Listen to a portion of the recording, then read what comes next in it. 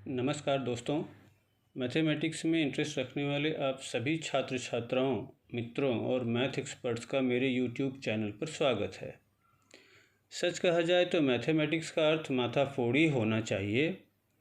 किसी प्रश्न को सॉल्व करना या उसके सॉल्यूशन को समझना माथाफोड़ी ही तो है। तो आइए ज्योमेट्री की एक ऐसे ही चैलेंजिंग प्रॉब्लम पर माथाफोड़ी करते हुए चर्चा करते हैं और उसका सॉल्यूशन ढूंढते हैं। एक आइसोसेलेस ट्रायंगल ABC है जिसका वर्टेक्स एंगल 80 डिग्री है और इसके इंटीरियर में एक पॉइंट O कुछ इस तरह है कि ट्रायंगल के वर्टाइसेस से इस पॉइंट को ज्वाइन करने पर एंगल CAO 20 डिग्री और एंगल ACO 10 डिग्री है।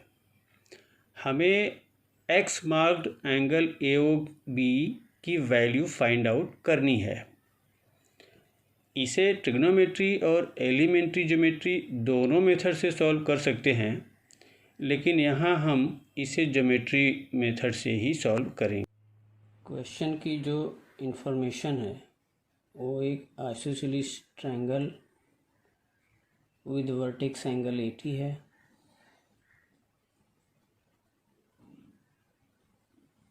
ट्रायंगल ABC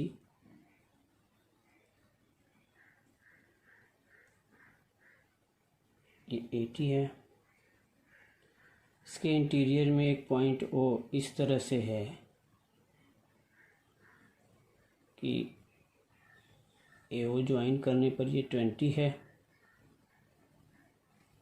और OC ज्वाइन करने पर ये 10 डिग्री है और BO ज्वाइन करना है। This is O point O। X marked ये एंगल AOB फाइंड आउट करना है। Isosceles triangle ABC such that AB is equal to AC। अब दो तीन कुछ कंस्ट्रक्शंस करने हैं, हम कर लेते हैं। Extend AO such that extend AO up to P such that AB is equal to AP। Extend किया मैं इसे, this is point P, AB के equal AP। Second construction, AC side AC से 40 डिग्री पर एक लाइन जो AC के ही equal हो यानी AB के इक्वल हो, तो एक्सटेंड किया इसे मैं 40 डिग्री पर up to Q। Join PQ और फिर PC भी ज्वाइन कर लेंगे और QC ज्वाइन कर लेंगे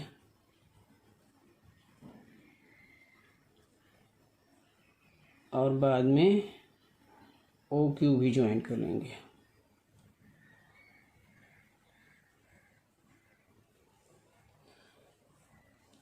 ये पूरा 80 डिग्री है तो ये 60 है और ये 50-50 है, पूरा 50 है, ये 10 है तो ये 40 है। AP और AC इक्वल है और ये 20 डिग्री है तो ये फुल 80-80 हो जाएगा। अब AP और AQ इक्वल है और ये 40 डिग्री पर कंस्ट्रक्ट किया है हमने तो ये पूरा 60 हो गया। दिस इज 60, ये 60 है और AP और AQ इक्वल है तो ये इक्विलैटरल ट्रायंगल हो गया, यानी कि AP is equal to PQ is equal to AQ। तो ये 60 हो गया, सिर्फ ये 60 है और ये पूरा 80 है तो ये 20 हो गया। इसी तरह से ये भी 60 है। अब ट्रायंगल ACQ में AC is equal to AQ, angle CAQ is 40 degree, ये दोनों साइड इक्वल हैं तो ये एंगल और ये एंगल भी इक्वल होगा और ये दोनों 70-70 होंगे।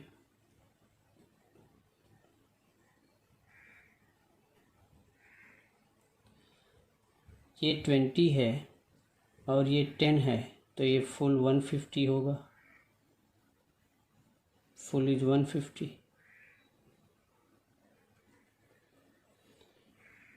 अब ये दो ट्रायंगल हम कॉन्ग्रुएंट प्रूव कर लेंगे। These two triangles are congruent. Triangle PCQ and triangle AOC are congruent. ये दोनों ट्रायंगल congruent हो गए। These two triangles are congruent.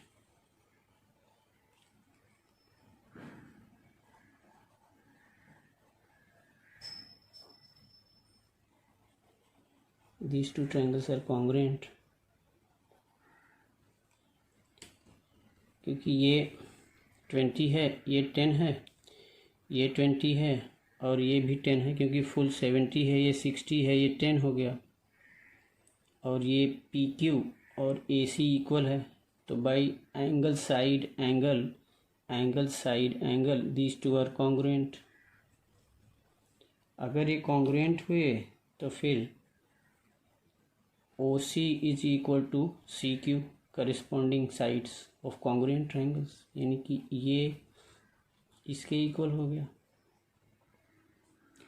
अब अगर ये इसके इक्वल है, ये दोनों इसके इक्वल है, ये 70 है, ये 10 है तो ये पूरा 80 है। अगर ये 80 है और ये दोनों साइड इक्वल है तो ये दोनों एंगल भी इक्वल होंगे, ये दोनों एंगल, और दोनों 50-50 होंगे, ये 50-50। फुल 150 है और ये 50 है तो ओनली दिस इज 100।